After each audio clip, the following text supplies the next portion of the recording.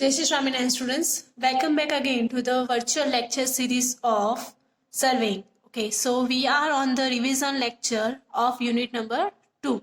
Okay, let's see the 2 marks questions of the GTO examination. બરાબર unit 2 ની અંદર GTO ની એક્ઝામમાં કયા કયા 2 માર્ક્સના ક્વેશ્ચન્સ પૂછાય છે આપણે જોઈએ.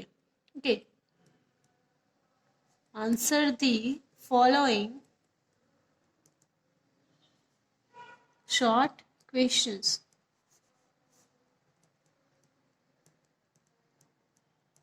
Okay, the first questions comes in the picture, which is draw net sketch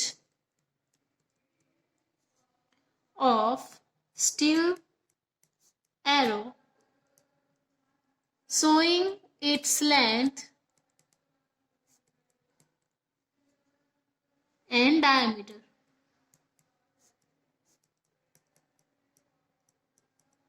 બરાબર. સો તમારે સ્ટીલ એરો જે છે એની ફિગર જેમાં લેન્થ અને ડાયામીટર બંને બતાવતા હોય એ તમારે બતાવવાનું છે. બરાબર. તો તમારે ખાલી એની અંદર કોઈ લખવાની વસ્તુ આવતી નથી, ખાલી આપણે એની અંદર ડ્રો કરવાનું આવે છે. બરાબર. તો જોઈએ કેવી રીતે તમે ડ્રો કરી શકો છો. ઓકે, સો સૌથી પહેલા તો તમારે એક નીટ સ્કેચ ડ્રો કરવાનું છે સ્ટીલ એરોનું. બરાબર. તો એક તો પહેલા આવશે એનો યુ શેપ. બરાબર, જે તમારે આખા રાઉન્ડ શેપમાં બતાવવાનો છે. ઓકે, એક બહારનું જગ્યાએથી અને એક આવશે અંદરના પોર્શન.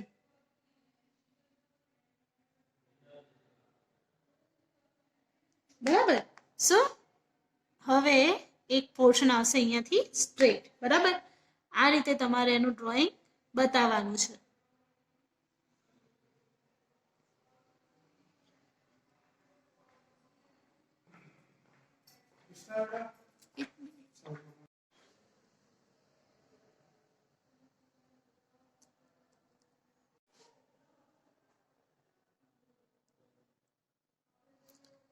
ઓકે, નીચે આપણે એરો થોડો સ્ટ્રેટ બતાવવાનો છે. બરાબર. હવે આવે છે વાત તો એના ડાયમેન્શન્સ લખવાની. બરાબર, કે એને લેન્થ આપણે બતાવવાની છે અને આ જે રોડ છે એની ડાયામીટર બતાવવાનું છે. બરાબર. સો લેન્થ આપણે ટોપથી બોટમ સુધીનું લઈશું. રાઈટ. સો અહીંયા આગળ તમે બતાવશો એની લેન્થ. ઓકે, આ થઈ ગઈ એની length. Right, which is 400 mm ±5. Okay, અને અહીંયા એરો બતાવીને તમે બતાવશો એનો diameter, which is 4 mm dia wire black enameled. બરાબર, એટલે કે બ્લેક કલરનો આપણે વાયર લઈએ છીએ જેનો ડાયામીટર છે 4 mm. એટલે કે તમે એની લેન્થ પણ બતાવી દીધી અને હજુ અહીંયા આગળના ડાયામીટરની વાત બાકી રહી. બરાબર. સો એને પણ તમે બતાવશો કેવી રીતે? સો ક્રોસ હેડથી. બરાબર, આ થઈ ગયું તમારું હોરિઝોન્ટલ લાઈન એન્ડ સેન્ટરમાંથી પાસ થતી હશે એવી વર્ટિકલ લાઇન્સ. બરાબર. હવે ત્યાંથી તમે કોઈ પણ 2 પોર્શન્સને બતાવીને અહીંયા વચ્ચે તમે લખશો 50 mm. બરાબર. સો આ રીતે તમારે સેન્ટરનો ડાયામીટર પણ શો કરવાનો છે. બરાબર. આની અંદર તમારે એક્સ્ટ્રા કોઈ રાઇટિંગ લખવાનું છે નહીં, બસ ખાલી આટલું લખશો એટલે તમારો ક્વેશ્ચન અહીંયા આગળ કમ્પ્લીટ થઈ જાય છે. Okay, let's move on to the next question. Second question is what are the objects of ranging?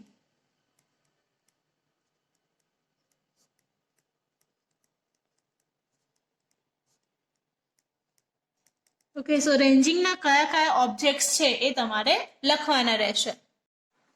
Okay, so main object of the ranging is to establish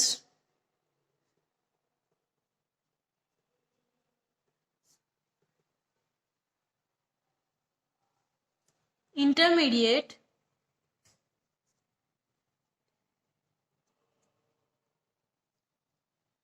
points on a straight line between two survey stations in the field. બરાબર, એટલે main object શું છે એનો? તો કે to establish intermediate points on a straight line between two survey station in the field. એટલે ફિલ્ડની અંદર જ્યારે તમારે બે સર્વે સ્ટેશન છે, બરાબર, એની વચ્ચેનો તમારે ઇન્ટરમીડિયેટ પોઈન્ટ્સ જોતા હોય, બરાબર, તો એને કહીએ છીએ આપણે રેન્જિંગ ઓફ ધી ઓબ્જેક્ટ. બરાબર, સો એમાં તમે લખી શકો આગળ. So there are two types of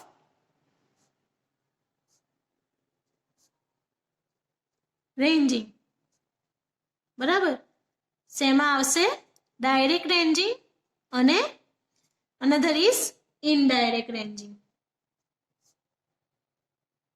right, જો તમે ઈચ્છતા હો તો એને ડિટેલમાં પણ એને સમજાવી શકો છો કે ઇનડાયરેક્ટ જે રેન્જિંગ છે એની અંદર કયા કયા ટાઈપ્સ આવે છે અને ડાયરેક્ટ રેન્જિંગની અંદર તમે કેવી રીતે રેન્જિંગ કરી શકો છો. Okay, so next question is third one, which is write the names of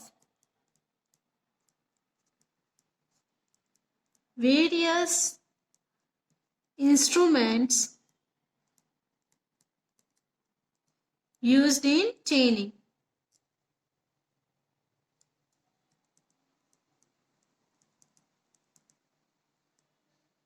Okay, સો તમારે જેટલા પણ ડિફરન્ટ ટાઈપ્સ ઓફ ઇન્સ્ટ્રુમેન્ટ્સ આવે છે એને લખવાના છે. ઓકે, તો કયા કયા ઇન્સ્ટ્રુમેન્ટ્સ એમાં યુઝ થાય છે?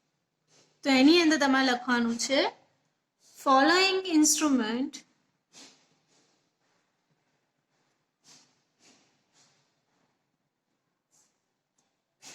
are commonly used in chaining. બરાબર, તો કયા કયા ચેઇનિંગના ઇન્સ્ટ્રુમેન્ટ્સ આવે છે? The first one is chain, second one is tape, third one is arrows, fourth pegs. જેટલા પણ તમને નંબર ઓફ ઇન્સ્ટ્રુમેન્ટ્સ યાદ રહે તમારે બધા જ લખવાના છે, એટલે કે ranging rods. F, that means ranging poles.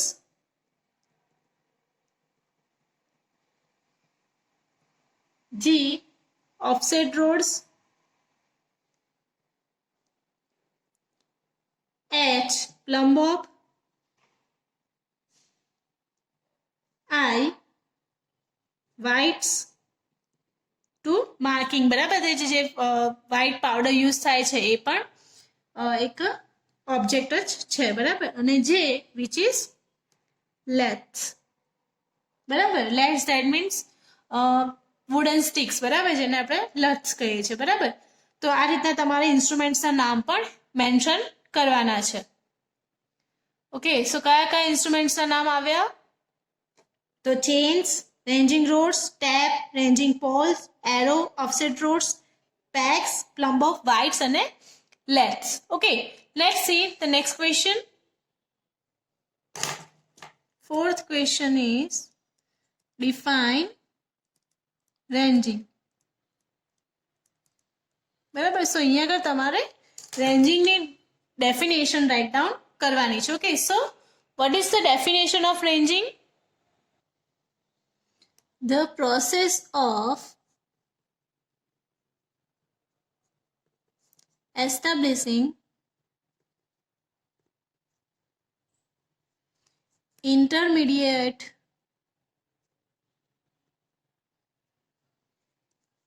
points on a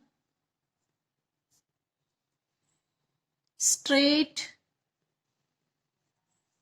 line between two survey stations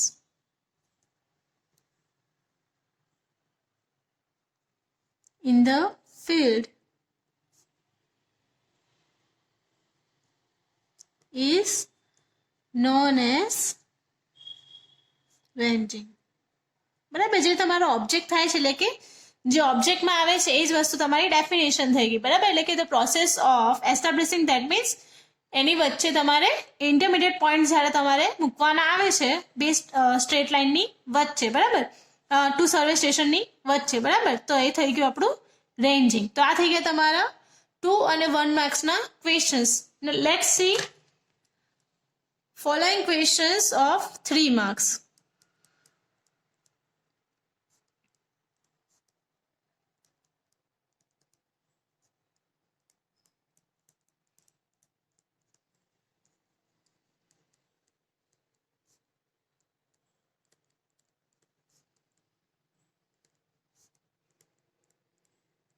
Okay, so 3 માર્ક્સની અંદર કયા કયા ક્વેશ્ચન્સ પૂછાઈ શકે છે એ જોઈએ. તો first one is distinguish between chain survey and compass survey.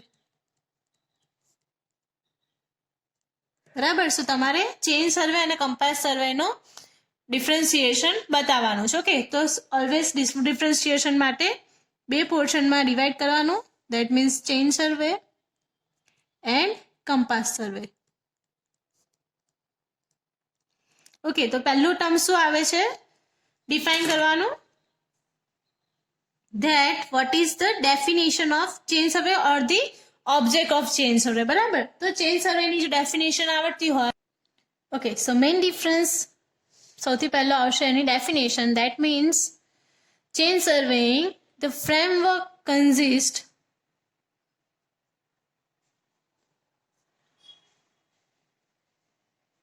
of a system of triangles and on other hand the framework consists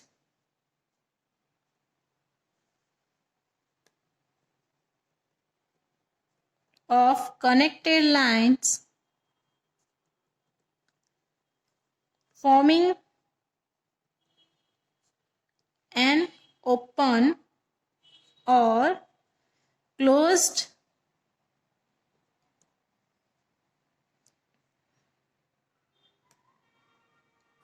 polygon or we can say system. બરાબર, ક્લોઝ કાં તો જેને આપણે ટ્રાવર્સ પણ કહીએ છીએ, ઓપન કાં તો ક્લોઝ ટ્રાવર્સ પણ કહેવામાં આવે છે. Okay, second point is used four. બરાબર, તો ચેઇન સર્વેઇંગ છે એના માટે યુઝ થાય છે લાર્જ એરિયાઝ નહીં, small areas and third point accuracy is low. બરાબર, અહીંયા used for large areas, accuracy is high.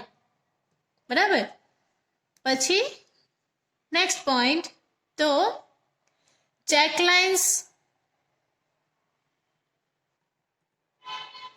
Required. બરાબર, જ્યારે અહીંયા આગળ check lines does not taken. બરાબર, એટલે કે અહીંયા આગળ તમારા 4 પોઈન્ટ્સ થઈ ગયા. તમે 3 માર્ક્સમાં 4 પોઈન્ટ્સ લખશો એટલે સફિશિયન્ટ છે. દેટ મીન્સ ફ્રેમવર્ક જે છે શેની હોય છે, અહીંયા ટ્રાયંગલ્સની બનેલી હોય છે, જ્યારે અહીંયા આગળ ઓપન અથવા ક્લોઝ ટ્રાવર્સનું બનેલું હોય છે. બરાબર, used for small areas, used for large areas. Accuracy is low, accuracy is high. Okay, check lines required આની અંદર અને આની અંદર check lines does not required. બરાબર, સો તમે અહીંયા આગળ મેથડ્સ ઓફ ચેનિંગ પણ લખી શકો અને અહીંયા આગળ મેથડ્સ ઓફ કમ્પાસ સર્વેઇંગ. બરાબર, તો બંનેના મેથડ્સ પણ લખશો તો તમારો એક 5મો પોઈન્ટ પણ અહીંયા કન્સિડર થઈ શકે. એટલે તમને 5માંથી જે પણ 4 યાદ રહે એ તમે એક્ઝામમાં લખી શકો. Okay, so next question is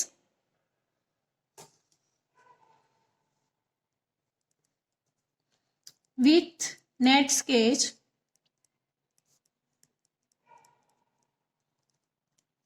explain the process of taking perpendicular offset.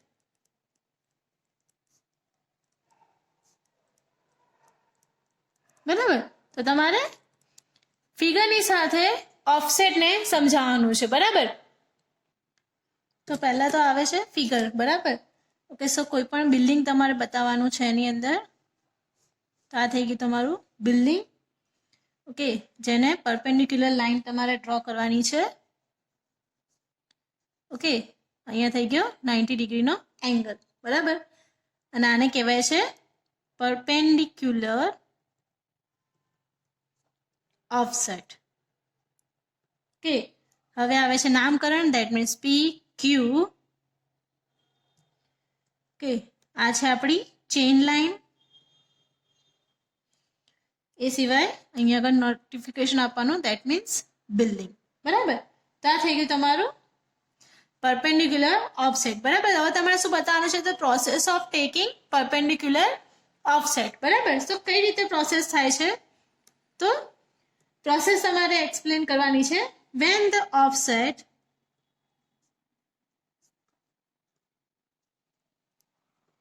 is to be taken to a point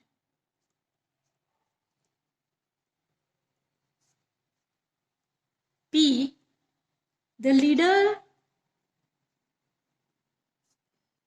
holds 0 end of the tap at P and the follower swings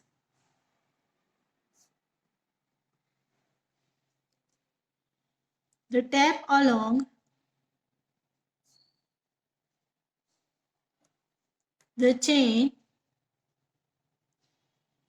in a short arc about the point P as center. બરાબર, એટલે કે અહીંયા આપણે શું કરીએ છીએ? તો P પોઈન્ટને સેન્ટર લઈને એક ઓફસેટ આપીએ છીએ Q પોઈન્ટ આગળ. બરાબર, તો એક જે છેડો હશે ચેઇનનો એ ક્યાં હશે? P પોઈન્ટ પર રાખેલો હશે અને Q આગળ બીજો એક પોઈન્ટ આપણે રાખેલો હશે. બરાબર, ટેપનો જે સેકન્ડ પોર્શન છે એ ત્યાં આગળ આપણે રાખેલો હશે. Q is the point of minimum reading. Q શું છે? Point of minimum reading.